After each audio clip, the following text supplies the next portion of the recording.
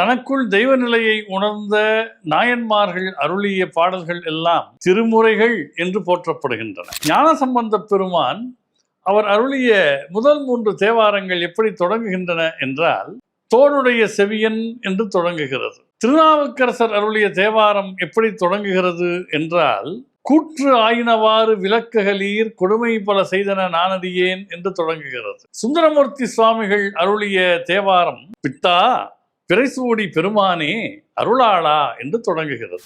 இவர்கள் அருளிய பணுவல்கள் மந்திர சக்தி கொண்டவை, தெய்வத்தின் செவிகளில் நேரடியாக விழுந்தவை, சிவப்பரம்பொருள் உகந்து இன்னும் பாடுக இன்னும் பாடுக என்று கேட்டவை திருமுறைகள் என்பதனால் அவற்றுக்கு இன்றளவும் எதிர்காலத்திலும் பெரும் சிறப்பு உண்டு.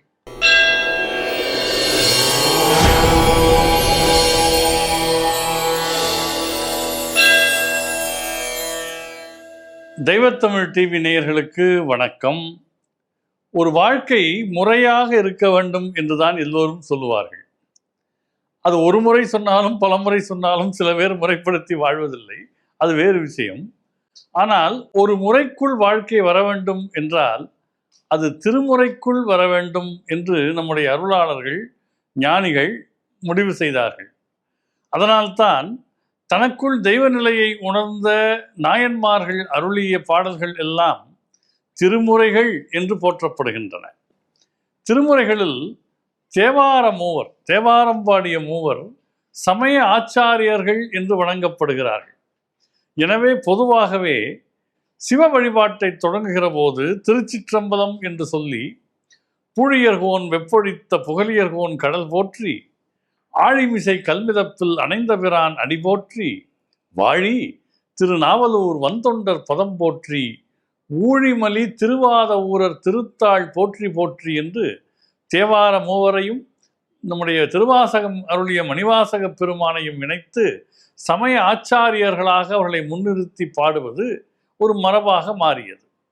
இவர்கள் அருளிய பணுவல்கள் மந்திர சக்தி கொண்டவை, தெய்வத்தின் செவிகளில் நேரடியாக விழுந்தவை, சிவப்பரம்பொருள் உகந்து இன்னும் பாடுக இன்னும் பாடுக என்று கேட்டவை திருமுறைகள் என்பதனால் அவற்றுக்கு இன்றளவும் எதிர்காலத்திலும் பெரும் சிறப்பு உண்டு.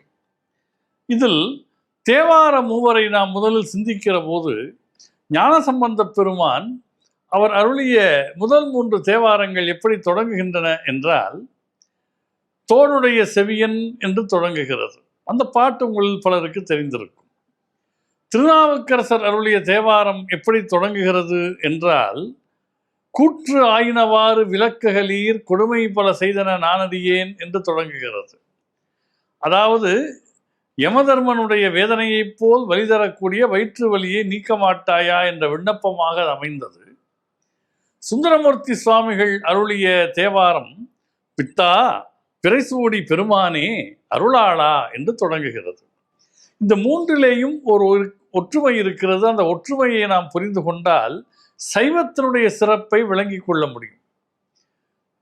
நீங்கள் இயல்பான மொழியில் சொல்லுவதென்றால், தந்தையை அணுகுவதற்கு பிள்ளை கொஞ்சம் பயந்தால் தாய் வழியாக அணுக முடியும். சிவபரம்பொருள் நமக்கெல்லாம் தந்தை, அவரிடத்தில் நமக்கு அச்சம் இருக்குமேயானால் அந்த அச்சத்தை அகற்றி அரனிடத்தில் நம்மை பிள்ளைகளாக கொண்டு போய் சேர்க்கக்கூடியவள் பராசக்தி, அம்பிகை, உமையாள். மாதொரு பாகன் என்கிற மாண்பை பெருமானுக்கு தந்தவள் பிள்ளைகளை கொண்டு போய் இறைவனிடத்தில் சேர்க்கிற ஒரு லௌகீக வாழ்க்கையைப் போல இல்லாமல் ஒரு சூட்சும நிலையில் கொண்டு போய் சேர்க்கிறார். அதனால்தான் குரு வழியாக சிவனை அடைதல் என்கிற குரு மரபு நமக்கு மிகவும் முக்கியத்துவம் தரப்பட்டது. அந்த குரு சக்தியினுடைய வடிவமாகவும் கருதப்படுகிறார். எனவே சக்தியின் வழியாக சிவத்தை அடைதல் என்கிற உத்தியை இந்த தேவார மூவரும் அருளி இருக்கிறார்கள். எப்படின்னு நீங்க கேட்கலாம். முதல் பாட்டு பாருங்க, தோடுடைய செவியன் என்று தொடங்குகிறது. தோடு என்பது பெண்கள் அணியக்கூடியது.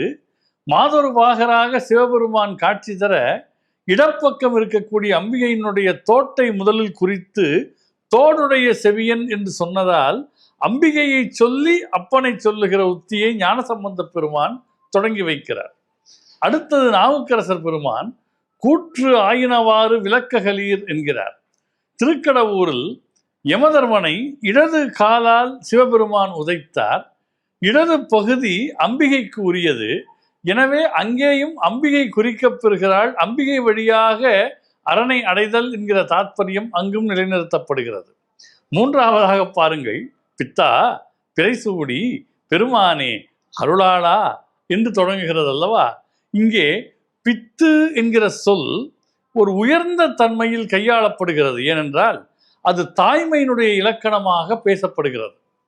பித்து எப்படி தாய்மையினுடைய இலக்கணம் என்று நீங்கள் கேட்கலாம். பெத்த மனம் பித்து, பிள்ளை மனம் கல்லு என்று நீங்கள் கேள்விப்பட்டிருப்பீர்கள். எனவே பிள்ளைகள் மேல் வைக்கிற பாசம் பராசக்திக்குரியது என்பதனால் அங்கேயும் அம்பிகை குறிக்கப்படுகிறாள். எனவே சக்தியின் வழியாக சிவத்தை அடைதல் என்கிற அற்புதமான உத்தியை, குரு வழியாக இறைவனை சேர்தல் என்கிற மரபினுடைய நீட்சியை அல்லது ஆட்சியை சைவம் நமக்கு வலியுறுத்துகின்றது. மேலும் திருமுறை சிந்தனைகளோடு உங்களை சந்திக்கிறேன்.